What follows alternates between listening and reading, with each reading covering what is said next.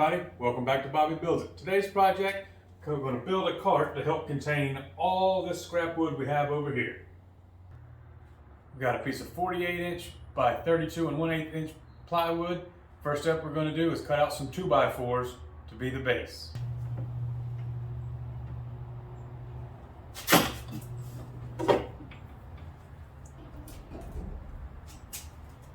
I've made my mark for 48 inches. You should be able to see the blade comes just to the right of my line. We'll make our cut.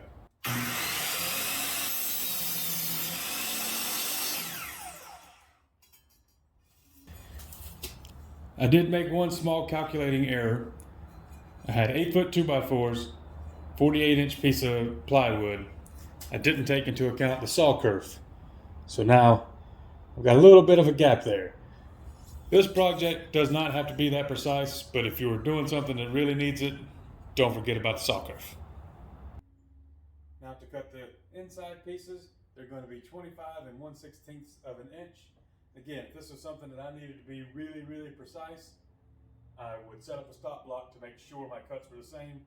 I'm just not going to take the time to do that today because of the nature of this project.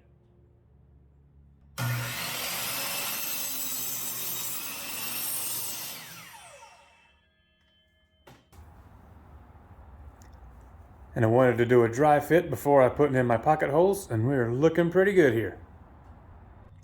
We've got the pocket hole jig all set up, and the board thickness set at 1.5 inches, and the step bit at 1.5 inches. Remember, you put the collar, not the tip of the step bit, to the depth you need.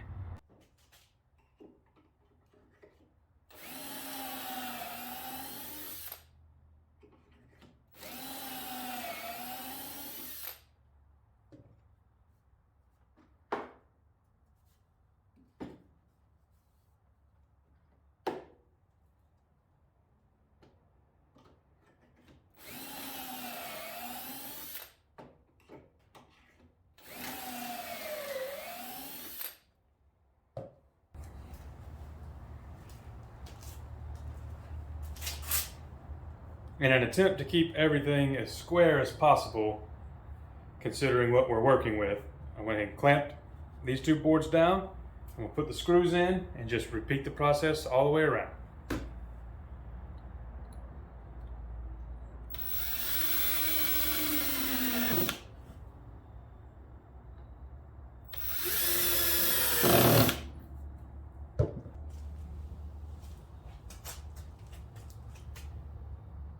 The next thing I'm going to do is install the casters. I'm doing this now while I can still move this around pretty easily.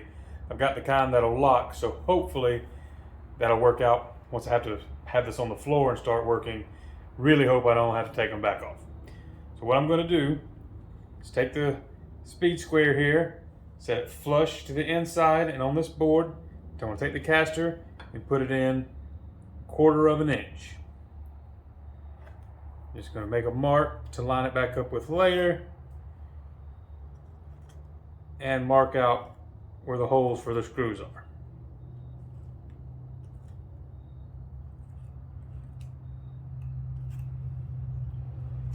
And we'll just do that all the way around.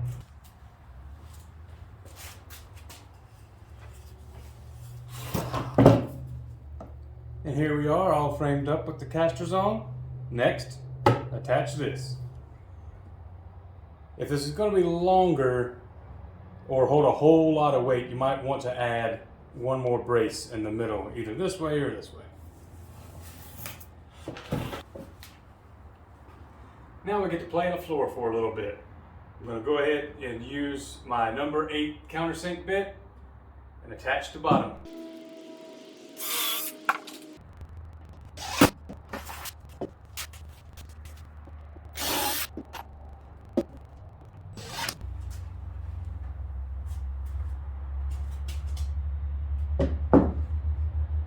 Okay, the next thing I want to do is set up this piece as a divider. So I'll have my sheet goods on one side and just the smaller boards on another.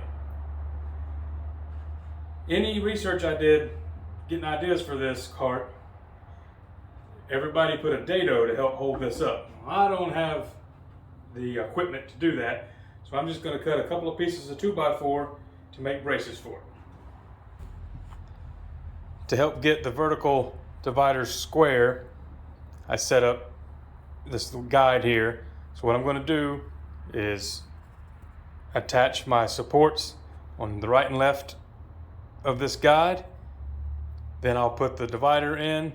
Then I'll put some other blocks behind it.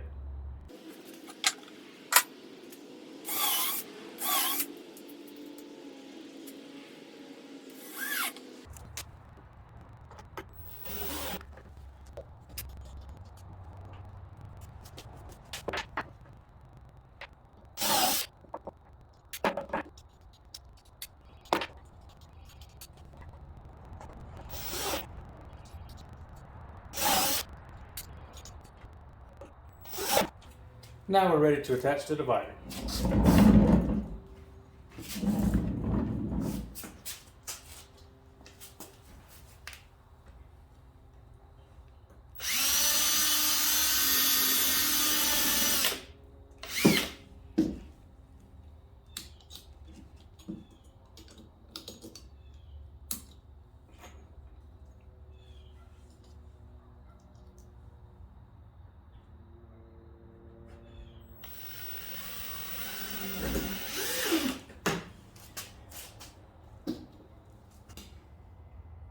Now we need to add some bracing for this divider.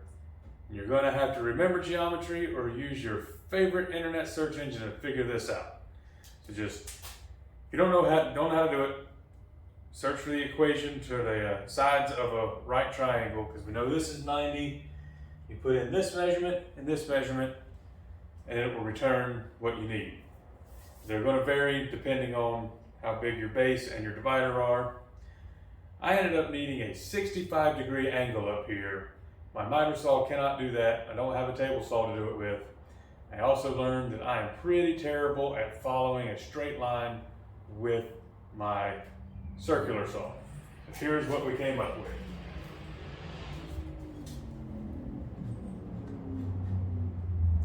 It's not pretty, but it will do. The other side's even worse. We'll go ahead and attach these. Now the divider is a lot more steady. I'm moving the entire cart instead of just this board. Next thing I'm going to do is add a foot at the bottom, so when I put sheet goods here, if they slide out, it has something to catch it. This side now is pretty much complete. I don't have any more big sheets of plywood to put in, but this just show how I intend for this to work. I can use this piece of foam. So we just sit like that, and then say it shifts or something, that should catch a board. So I don't have a giant mess when I come back in. For this side of the cart, I'm wanting to divide so I can put, 1x2s in one spot, maybe cut off 2x4s in another spot, and just have stuff organized by size like that. So to make the dividers, I got a vertical piece and a horizontal piece. There was no real science behind these vertical ones. This come out to 20 3/4 of an inch, but just because that's how big of a piece of 2x4 I had laying around. And then this is going to be 16 1/8 of an inch back this way. I'm using pocket holes on the vertical piece. I've got one on the bottom to attach and one here. And then on the horizontal, just one pocket hole to attach back over here.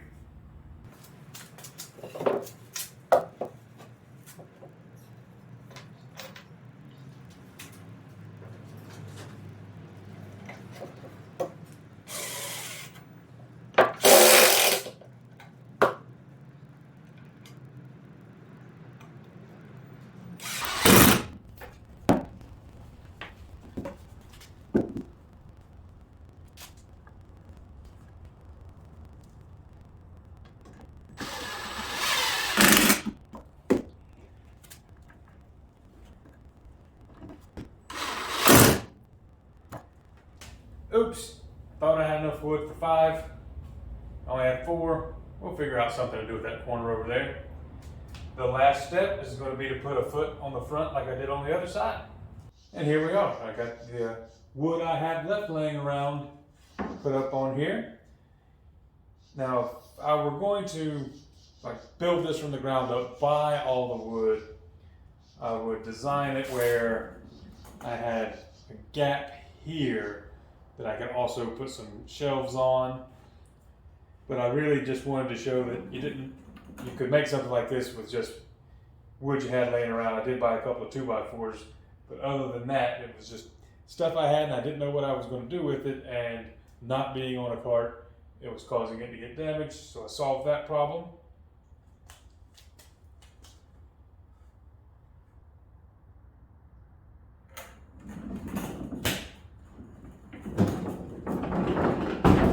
And there you can see just how easy it is to move. Thank you for watching me and follow along as I try to clean up this shop a little bit. If you got any advice on how to cut those 65-degree angles, let me know. We'll see you next time.